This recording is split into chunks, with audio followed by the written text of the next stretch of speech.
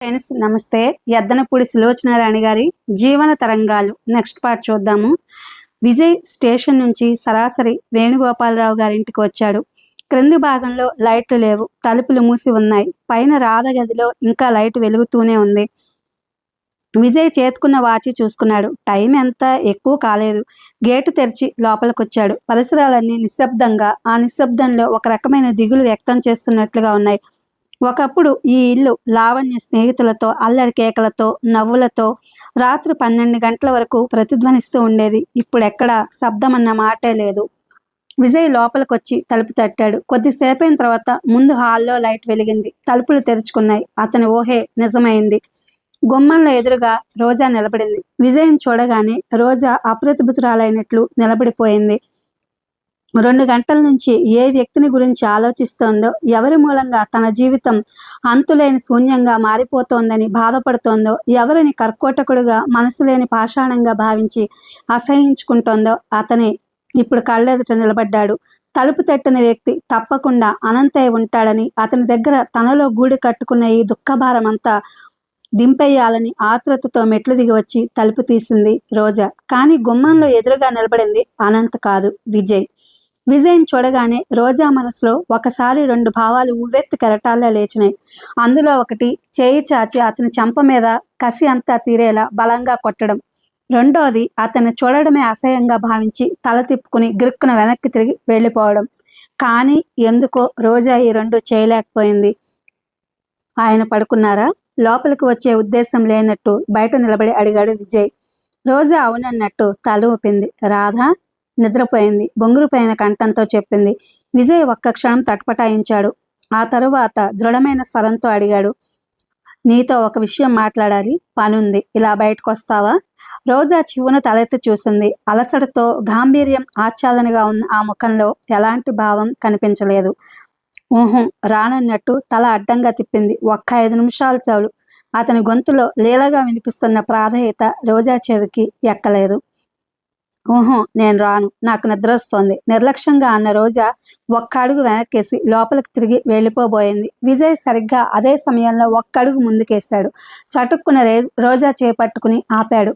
ఒక్క 5 నిమిషాలు చాలు, ఈ కాస్తలో మించిపోయిందేమీ లేదు, రా నాతో అంటూ రోజా సమాధానంతో పనిలేని వాళ్ళ అనుమతి కోసం వేచి చూడని అవసరం లేనట్టుగా చెయ్యి అలాగే గట్టిగా పట్టుకుని యువతలకు లాక్కొచ్చాడు. రోజా అతని చేయి విదిలించుకోబోయింది. తన చేయి గుంజుకోవాలని చూసింది, కానీ సాధ్యం కాలేదు. విజయ్ రోజాని లాన్లో ఉన్న సిమెంట్ బెంచ్ మీద దగ్గరికి తీసుకొచ్చి దాని మీద కోలేసినట్టుగా వదిలేశాడు. రోజా మండిపడ్డట్టుగా చూసింది. చాలా రోజుల తర్వాత మళ్ళీ విజయ్ మీద అంతులేని కోపం వచ్చింది. అతను చేయి వదలగానే చటుక్కున వెళ్ళిపోవాలని లేచింది. విజయ్ ఈసారి 2 చేతులతో రోజా భుజాల్ని అదిమి పట్టి కూర్చోబెట్టాడు. రోజా గత్యంతరం లేని దానిలా రోషం దిగమింగుతూ కూర్చుంది. అనంత్ ఊరు వెళ్ళాడు తెలుసా? ఎలాంటి ఉపోద్ఘాతం లేకుండా చెప్పాడు. రోజా ఉలిక్కి పడ్డట్టుగా చూసింది. రోజా ముఖం ఈ వార్త వినగానే వివరణం అవటం మసగ్గా ఉన్న ఆ గుడ్డు వెన్నెల్లో విజయ్కి కనిపించలేదు. వాడంత హఠాత్తుగా ఎందుకు వెళ్ళిపోయినట్టు? ఏమో నాకేం తెలుసు, విసురుగా అంది రోజా. మనసులో మంట లాంటిది బయలుదేరుతోంది. అనంత్ వెళ్ళిపోయాడా? తనకి మాట మాత్రంగానైనా చెప్పకుండా ఊరెళ్ళాడా? అంటే తన మీద కోపం వచ్చినట్టేగా. దీనికి అంతటికీ కారణమైన విజయ్ వచ్చి తనని నిలదీయడం ఎంత విచిత్రం. మీ ఇద్దరి మధ్య మాట ఏమైనా వచ్చిందా రోజా? వాడు చాలా కష్టంగా బాధగా వెళ్ళాడు. అతనితో పెళ్లి నాకు ఇష్టం లేదని చెప్పాను, నీరసంగా ఉంది రోజా. అదే ఎందుకని అని అడుగుతున్నాను. విజయ్ కంఠంలో మార్ధవం గుర్తించే స్థితిలో లేదు రోజా. అనంత్ వెళ్ళిపోయాడు, తనని అపార్థం చేసుకుని వెళ్ళిపోయాడు. అతనికి ఎంత బాధ కలిగితే ఆ పని చేసి ఉంటాడో రోజా బాగానే తెలుసుకోగలదు. మాట్లాడు రోజా, వాడిని ఎందుకు కాదన్నావు? కారణం ఏంటి? అది నా అంతరింగిక విషయం. ఇందులో ఎవరికి సంజాయిషి ఇవ్వాల్సిన అవసరం నాకు లేదు. రోజా, నేను నిన్ను సంజాయిషి కోరడం లేదు. అనంత్ని కాదనడానికి నువ్వు నిశ్చయించుకుంటే ఆ నిర్ణయం పొరపాటుని హెచ్చరించడానికి వచ్చాను. అనంత్ని నువ్వెందుకు తిరస్కరించావో తెలుసుకోవాల్సిన బాధ్యత నాకుంది. రోజా నోట మాట రాని దానిలా కూర్చుంది. ఏమిటి ఇతని ఉద్దేశం? తన నోటి నుంచి ఏం చెప్పించాలని ఈ తర్కం? విజయ్ తన ధోరణిలో తను ఉన్నట్టుగా అంటున్నాడు. రోజా, అనంత్ మంచితనం గురించి నేను ప్రత్యేకంగా నీకు చెప్పనవసరం లేదు. వాడి మనసు వెన్నలాంటిదని నీకు తెలుసు. వాడి జీవితం నీ చేతిలో అయితే సుఖంగా గడుస్తుందని నాకు నమ్మకం ఉంది.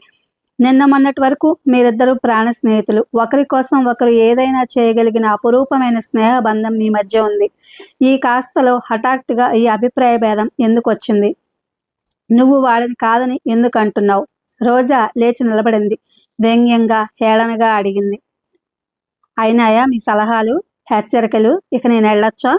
విజయ్ సీరియస్గా అడిగాడు. కొద్దిసేపు నీ హేళనలు, వెక్కిరింతలు మాని అడిగిన దానికి సూటిగా సమాధానం చెప్తావా? రోజా రెచ్చిపోయినట్టుగా అంది. నేను కూడా సూటిగా అడుగుతున్నాను, మీరు సమాధానం చెప్పండి ముందు. ఒకసారి పెళ్ళైన ఆడపిల్ల అది దాచిపెట్టుకుని రెండో పెళ్లికి అంగీకరించగలదా? అందులో ఎంతో ప్రాణ సమానంగా భావిస్తున్న స్నేహితుడితో అది మోసం కాదా? నేరం అవదా? కొద్దిసేపు నిశ్శబ్దం ఏర్పడింది. విజయ్ స్తబ్దుడైనట్టుగా, సమాధానం చెప్పలేనట్టుగా రోజా వైపు చూస్తూ అలాగే నిలబడ్డాడు. రోజా జంకు గొంకు లేకుండా అంది. ఎంతసేపు తమ్ముడు క్షేమం కోసం ప్రాకులాడే పెద్ద మనిషి అయిన మీరు ఈ కాస్త విషయం ఎందుకు తలకెక్కించుకోవడం లేదు?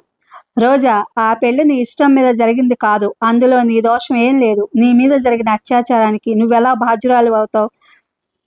అనంత్ నువ్వు చేయని నేరానికి నిన్నెలా నిందిస్తాడు? అసలు ఈ విషయం బయటకు రావాల్సిన అవసరం ఏముంది? ఒకవేళ వస్తే ఎప్పుడైనా అనంత్కి తెలిస్తే? తెలియదు. ఒకవేళ తెలిసినా ఇందులో మంచి చెడుల గురించి సరిగ్గా ఆలోచించగల మనస్తత్వం వాడికి ఉంది. నిజం చెప్పు, ఇదొక్కటేనా నీ అభ్యంతరం?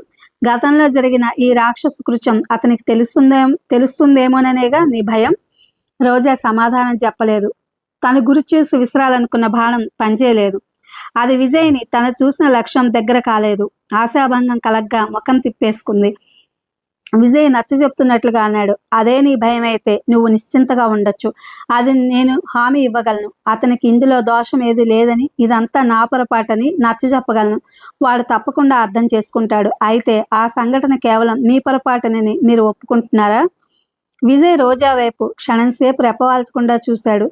ఎవరి మాటల్ని వాళ్ల మెడలకి చుట్టడంలో రోజాకున్నంత నేర్పు ఇంకెవరికీ లేదేమో.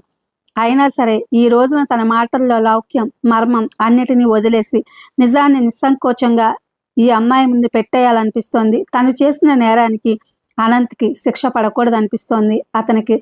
అందుకే శాంత గంభీర స్వరంతో అన్నాడు. నిజమే రోజా, పొరపాటే. కాదని ఎలా అనగలను? నా ఈ పొరపాటు ఆ రోజు అనంత్ శాంతినికేతన్ వెళ్ళక ముందే నాకు తెలిసింది. ఆ క్షణంలో నేను పడిన బాధ నీకు వర్ణించి చెప్పలేను. అన్యాయంగా, అహంకారంతో నన్ను బాధ పెట్టినందుకు ప్రతిఫలంగా నలుగురిలో మళ్ళీ నిన్ను వివాహం చేసుకుని నిన్ను అన్ని విధాలా సుఖపెట్టాలనిపించింది రోజా. వివాహం పట్ల నీకున్న సుందర స్వప్నం వివరిస్తూ వ్రాసిన ఉత్తరం నేను చదివాను. అది చూసిన తర్వాత నిన్ను నా జీవితంలోకి ఆహ్వానించాలని, నిన్ను అపురూపంగా చూసుకోవాలని మరీ అనిపించింది. ఇంకా కొద్ది రోజులుంటే అలాగే జరిగేదేమో. కానీ ఒకదాని వెంట ఒకటి అనుకోకుండా సంఘటనలు బంతుల్లా దొర్లుతూ వచ్చి నన్ను ఉక్కిరిబిక్కిరి చేసినాయి. నువ్వు వేణుగోపాలరావు గారి అమ్మాయివని తెలిసింది. డబ్బు గల అమ్మాయిని భార్యగా చేసుకోవడం నా ఊహలకే విరుద్ధం. అదృష్టం నిన్ను నా జీవితంలోకి అందించినట్టే అందించి అంతలోనే దూరంగా లాగేసింది. శంకరయ్య గారి మేనగోడలు రోజాగా నిన్ను నేను స్వీకరించగలను. కానీ వేణుగోపాలరావు గారి అమ్మాయివిగా లక్షలకు వారసురాలు అవుతున్న నిన్ను నా జీవితంలో ఇముడ్చుకోవడం కష్టం అనిపించింది. అందుకే చందు విషయంలో నీకు చేయగలిగిన సాయం అంతా చేయాలనిపించింది, చేశాను. మన ఇద్దరి మధ్య పీడకలలా జరిగిన ఈ సంఘటన నువ్వు ప్రయత్నిస్తే మర్చిపోలేనంత పెద్దదేం కాదు. ఇప్పుడు నువ్వు అనంత్కి అన్ని విధాలా తగిన వ్యక్తివి. నువ్వు తొందరపడకుండా బాగా ఆలోచించి ఈ నిర్ణయం తీసుకోమని కోరుతున్నాను. రోజా నిశ్శబ్దంగా వినసాగింది. విజయ్ నోటి వెంబడి ధారాళంగా వస్తున్న ఈ మాటలు రోజా మనసులో అశాంతిని, రోషాన్ని చిత్రంగా శాంతపరిచినాయి. రోజా కోరుకుంటున్నదేదో విజయ్ మాటల్లో ప్రతిధ్వనిస్తుంది. కానీ వాటి రూపు మళ్ళీ సంతృప్తికరంగా లేదు. విజయ్ తనని స్వీకరించాలనుకున్నట్ట, కానీ మధ్యలో ఈ డబ్బు అడ్డం వచ్చేసిందట. రోజాకది సంతృప్తికరంగా లేదు. తను పడుతున్న ఈ అజ్ఞాతమైన బాధ అదేదో అతనికి అనుభవం కావడం లేదని స్పష్టంగా తెలుస్తూనే ఉంది. తను జరిగిందంతా మర్చిపోవాలట, అనంతం చేసుకోవాలట. పరిష్కారం ఎంత సులభంగా చూపించేశాడు. రోజా అందుకే కటువుగా అడిగింది. అయిందా ఉపన్యాసం? ఇంకా ఉందా? రోజా విజయ్ నిర్వీర్యుడైనట్టు చూశాడు. పోనీ హితబోధ సరేనా? మీ ఆశ నాకు అర్థమైంది. డబ్బును నన్ను భారీగా స్వీకరించడానికి మీ అహంకారం అడ్డొస్తోంది. మళ్ళీ ఈ ఆస్తి పోతుందేమోనని భయం. అందుకని అనంతం చేసుకోమంటున్నారు. మీ అభిమానం కూడా విడిచి ప్రాధాయపడుతున్నారు, అవునా? విజయ్ ముఖంలో వెచ్చటి రక్తం ఒక్కసారి పొంగులా వచ్చేసింది. అయ్యో పాపం, పోనీ కాస్త మీ పాదాల చెంట చోటివ్వండి అంటూ మీ కాళ్ళ మీద పడిన అప్పుడు కనికరిస్తారా? అయ్యో, ఎంత ప్రయత్నించినా నా కళ్ళల్లోకి ఒక్క కన్నీటి బిందువు కూడా రావడం లేదే. లేకపోతే మీ తమ్ముడి కోసం చేస్తున్న మీ త్యాగానికి ఆనంద బాష్పాలు రాలుస్తూ మీ కాళ్ళు కడిగి ఉండేదాన్ని. రోజా వారిస్తున్నట్టుగా కాస్త బిగ్గరగా అన్నాడు విజయ్. అతని ముఖం కందగడ్డలా తయారైంది. రోజా ఆగ్రహానికి ఇంకొంచెం సమిధలు వేస్తున్నట్టుగా అంది. మీ సలహాలు సంప్రదింపులు నాకేమీ అవసరం లేదు. నా భర్త గల వ్యక్తిని ఎలా ఎన్నుకోవాలో నాకు తెలుసు. నిజమే, మీరన్నట్టు నేను ఇప్పుడు లక్షలకు వారసురాల్ని. ఇంత డబ్బు గల నేను ఎలాంటి ఆకర్షణ లేని అనంతిని చేసుకోవాల్సిన కర్మ ఏంటి? ఇదివరకు మీరు మీ అంతస్తుకు తగనని నిరాకరించారు. ఇప్పుడు మీరు నాకు తగనంటున్నారు. సరే?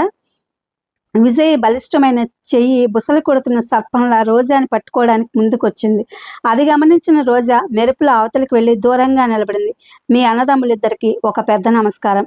నేను రేపు ఆయనతో పాటు ఊరు వెళ్ళిపోతున్నాను. ఇప్పటికే నా మనసు కొన్ని కారణాలుగా తూట్లు పడింది. ఇక నేను తిరిగి రాను. మీరు మళ్ళీ అనంత్ కోసం వేట ప్రారంభించడం మంచిది. నేను చాలా అదృష్టవంతురాలిని కాబట్టే మీతో సంబంధ బాంధవ్యాలు తప్పినాయి. రోజా వెళ్ళిపోబోతూ ఆగి వెనక్కు తిరిగి అంది. అన్నట్టు మర్చిపోయాను, ఇంత క్రితం మీరు చందు కోసం ఏదో చేశానని అన్నారే, దాని మూల్యం ఎంతో చెప్పండి. రేపు వెళ్ళిపోయే లోపల చెల్లించి వెళ్తాను.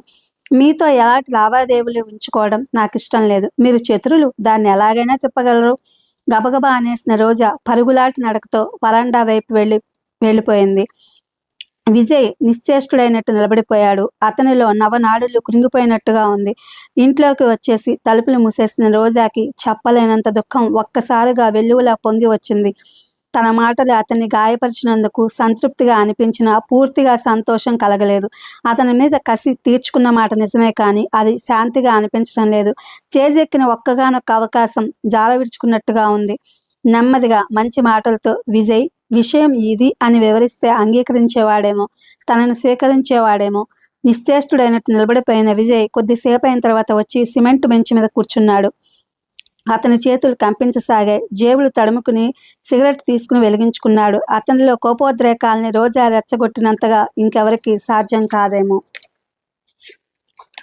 విజయ్ తప్పక తిరిగి వస్తాడని తలుపులు తట్టగానే తెరిచి అతని చేతుల్లో వాలిపోయి తన మనసులో ఉన్నదంతా వెళ్ళగెక్కేయాలని నమ్మకంగా ఆశగా ఎదురుచూస్తున్న రోజాకి కొద్దిసేపు అయిన తర్వాత వీధి గేటు తెరవటం, వెంటనే మళ్ళీ మూయటం వినిపించింది. విజయ్ వెళ్ళిపోయాడు. రోజా గుండెలు ఆశాభంగంతో దహించుకుపోసాగాయి. తను అభిమానం వదలలేనట్టే అతను అహంకారం మర్చిపోలేదు. ఇద్దరి మధ్య సామ్యం కుదరడం అసంభవమేమో అనిపించింది రోజాకి. బాగా ఆలోచించుకోమ్మా, నేను వెళ్ళే ఆ ప్రదేశం నీలాంటి తరుణ వయస్కులకి అనువైనది కాదు. నువ్వు అక్కడ ఒక్కరోజు కూడా ఉండలేవు. వేణుగోపాలరావు గారు రోజాతో నచ్చజెప్తున్నట్టుగా అనునయంగా అన్నారు.